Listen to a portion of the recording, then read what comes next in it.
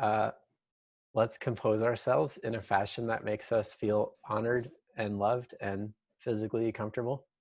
Um, if you're already there, you can be there. And if you're not there, you can reconfigure whatever needs reconfiguration.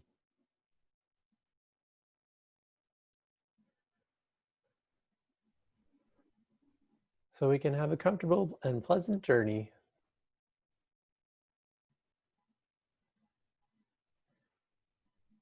I think I will make some preliminary remarks that will sort of lead into the meditation. Um,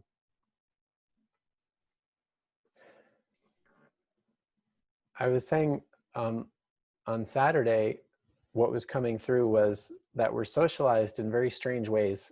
Basically, we're socialized um, with our whole scale of positivity and negativity shifted massively towards negativity, so that what we consider neutral is generally actually quite bad. Um, and what we consider positive is sort of more neutral from a cosmic standpoint. So we were doing some recalibrating around that on Saturday. Um, kind of building upon that, we're basically conditioned to believe that um, if something really serves life and is unconditionally good, um, it must be a scarce resource to be coveted. And if something is found everywhere, is completely abundant, um, it must be not worth our time.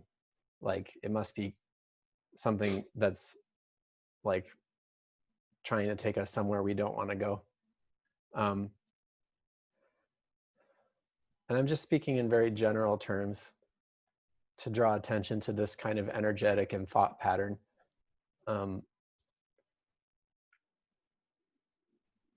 Because it's time for us to start reassociating what abundance is as we move into a more enlightened planet Earth experience.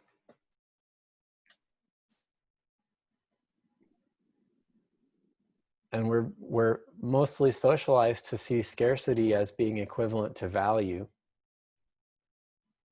If something's rare, it has more value.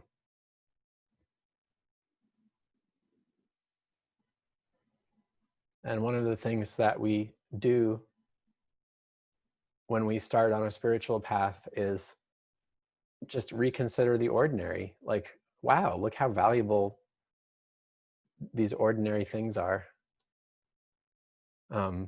Like very basic things. Look how beautiful the light is. Like reevaluating, reconsidering. I mean, when we have enlightenment experiences, it's often just a reframing of our experience to better appreciate that which we've overlooked, written off, considered to be without value.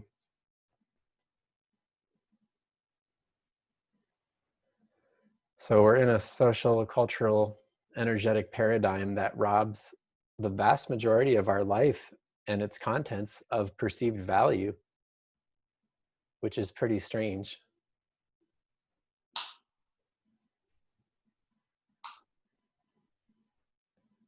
And I want to suggest there are enlightenment experiences that are more than this. They're more than just a reframing of value.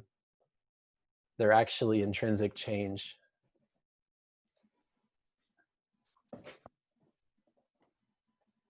But often the pathway to those more exalted enlightenment experiences is to go through this reframing process.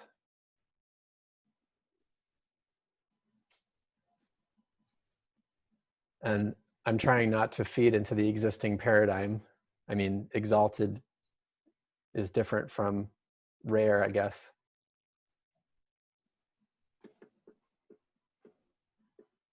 So I guess I'm wanting us to draw our attention back into the ordinary.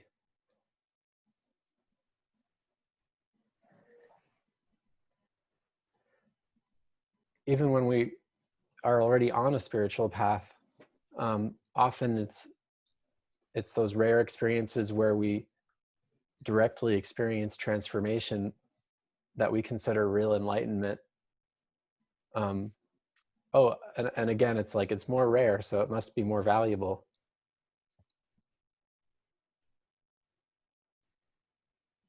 But it's possible that all the everyday practices and states of being that make it possible to have those peak experiences are perhaps even more important than the peak experiences themselves.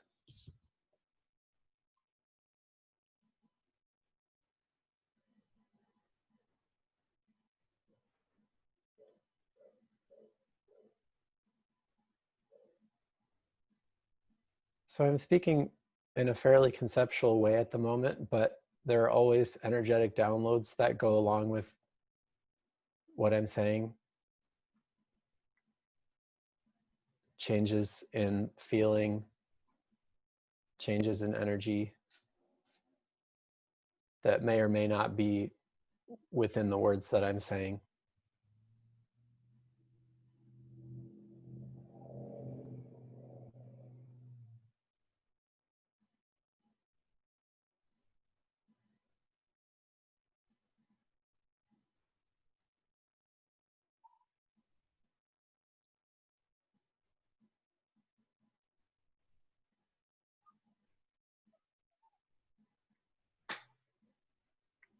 And most of the time, I'm striving to evoke something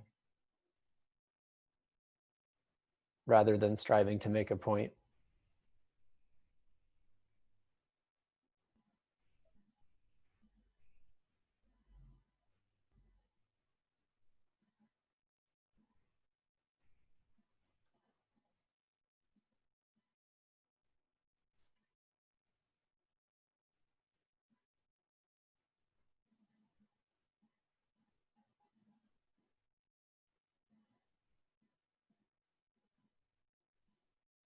So some possible questions around this might be, how do I allow more of my experience that I consider profane to enter the realm of the sacred?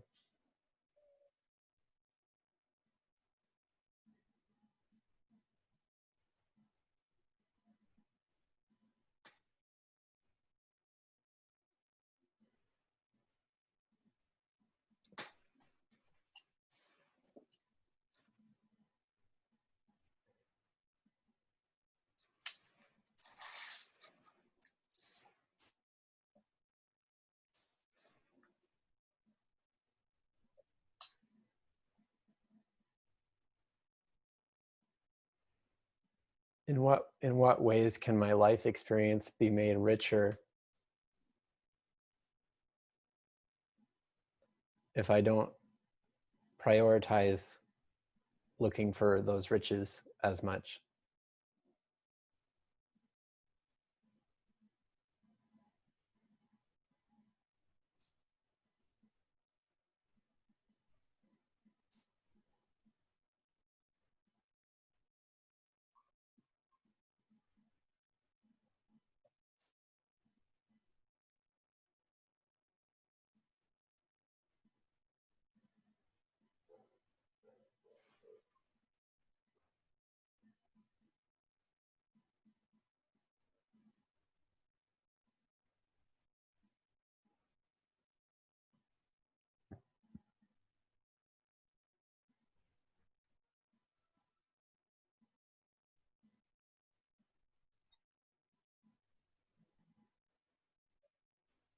And how can I embrace the endless abundance and fecundity in my experience, in the experiences of those around me,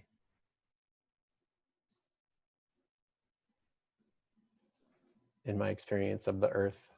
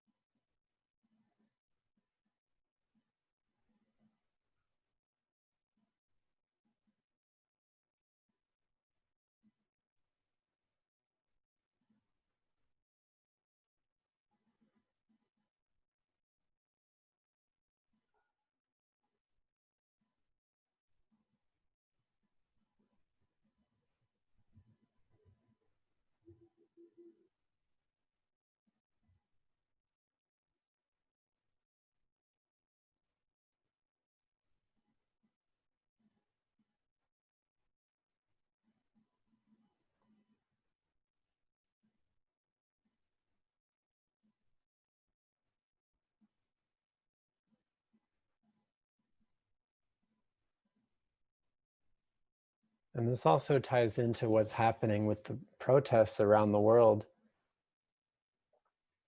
the protests that are being called radical or violent.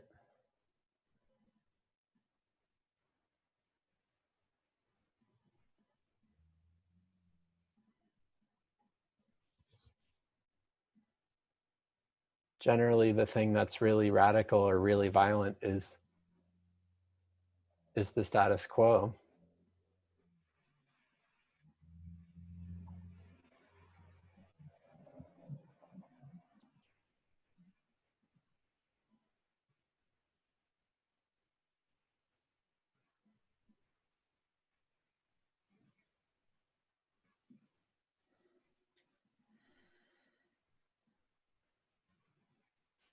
It's a status quo that robs all of us of our experience of abundance.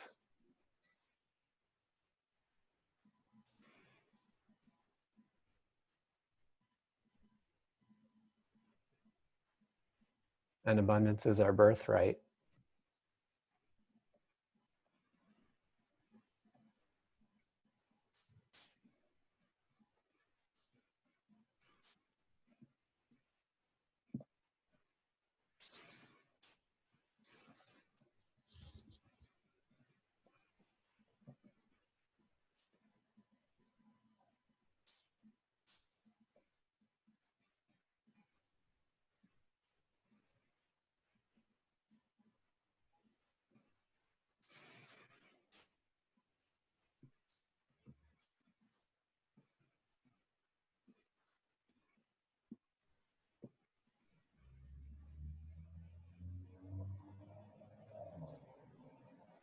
I don't have much more to say verbally, but we're going to stay in the space for a while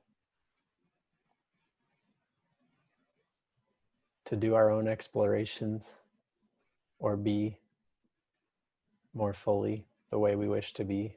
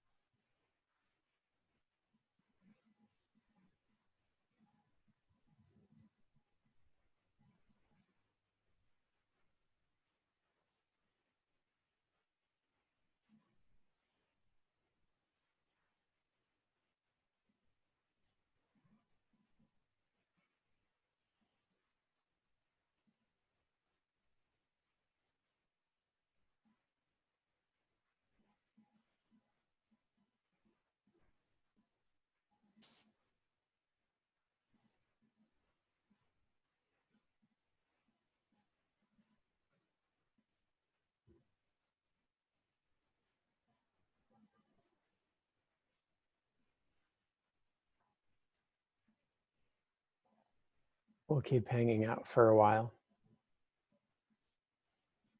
exploring whatever state of being this is.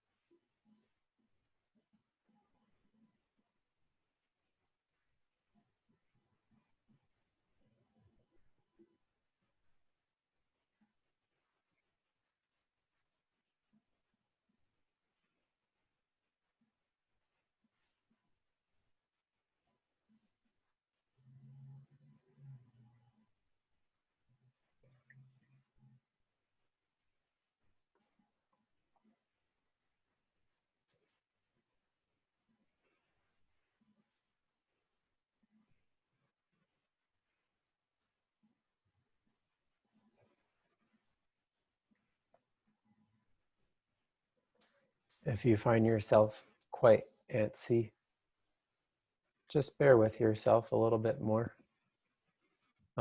You're also welcome to shift or move in whatever ways you want to or need to.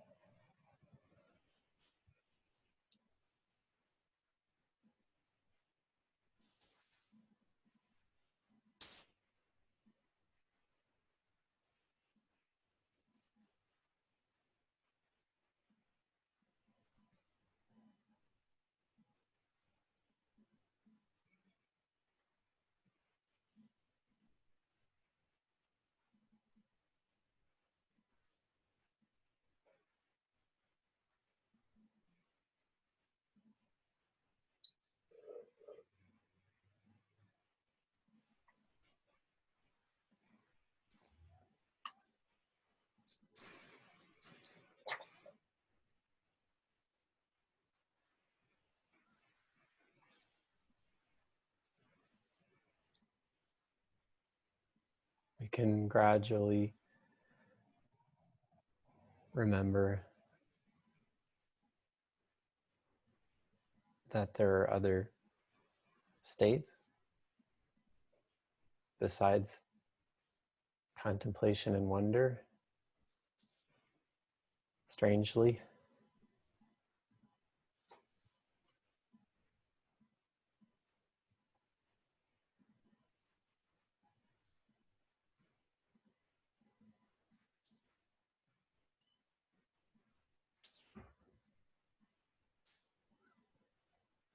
Very gradually start to reconnect with our senses in the usual sense.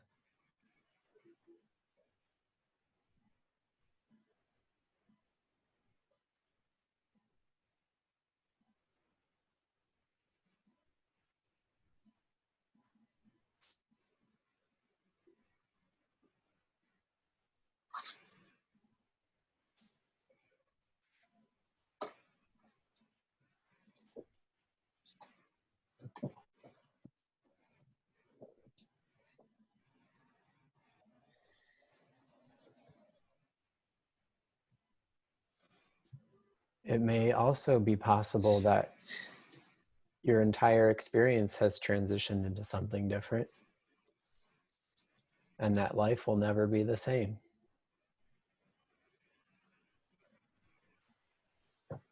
What if that were true?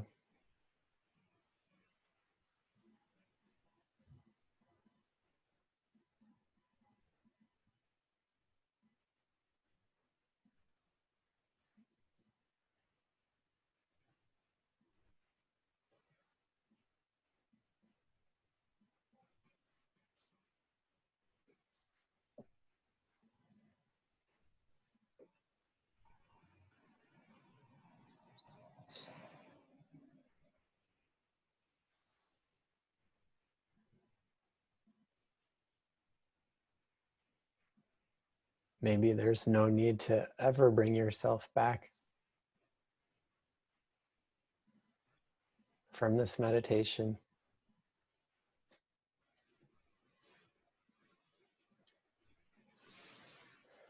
Perhaps it simply continues.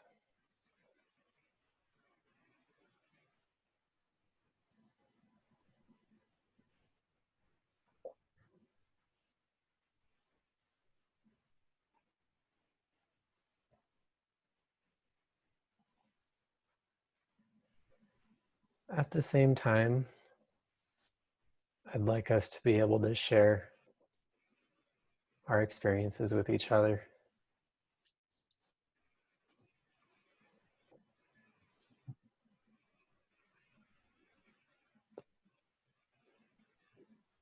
So if it helps you to experience movement back into your ordinary senses, feel free to embark on that movement.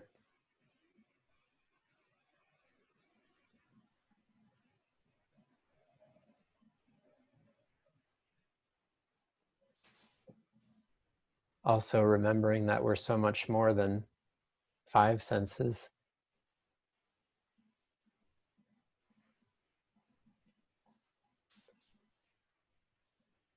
Realistically, we have 12 senses, but we're socialized to believe we have 5.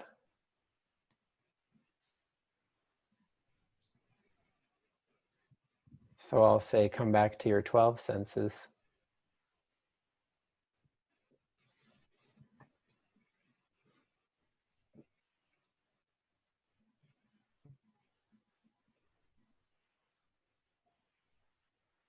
Come back to your body, your mind,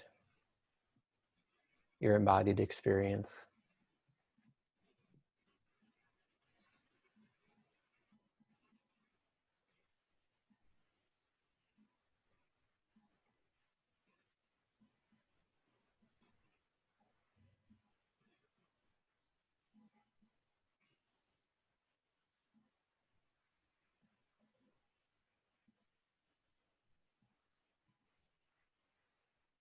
If you're like me, you might laugh or have other emotional reactions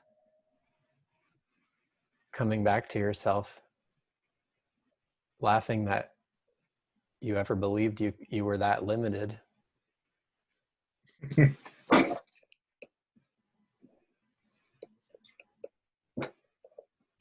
seems preposterous.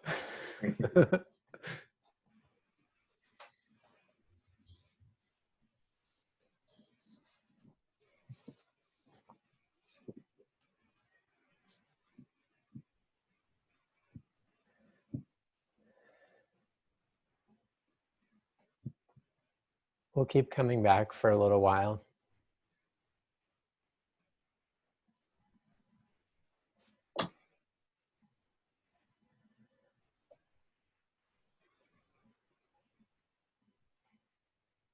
Feel free to take a break on whatever level that makes sense.